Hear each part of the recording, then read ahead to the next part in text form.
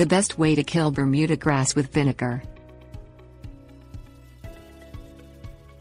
Bermuda grass is a drought-tolerant turf that is used for lawns in many areas of the United States. However, it is also an invasive weed which spreads rapidly and invades other grass and landscaped areas.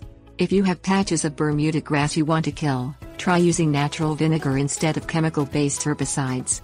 The vinegar will effectively eradicate the Bermuda grass, but it will also kill any surrounding vegetation as well.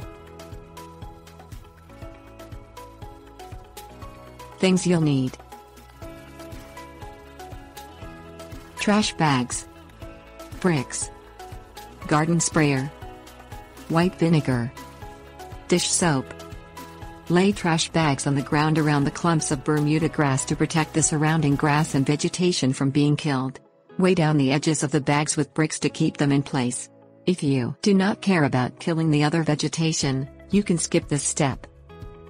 Fill a garden sprayer with 1 gallon of white vinegar and 1 ounce of liquid dish soap. Place the top on the garden sprayer and rock it back and forth gently to mix the ingredients. Try not to create too many soap suds. Point the nozzle of the garden sprayer at the area of Bermuda grass and spray the vinegar mixture onto the blades until it drips off.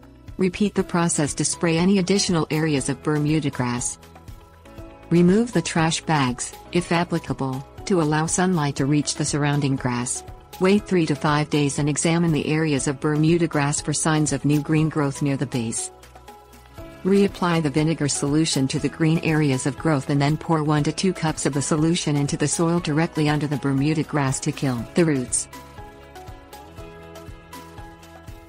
Tips: warnings. Once the Bermuda grass is completely dead, you can spread topsoil and grass seed on top of the areas to grow grass in the bare spots.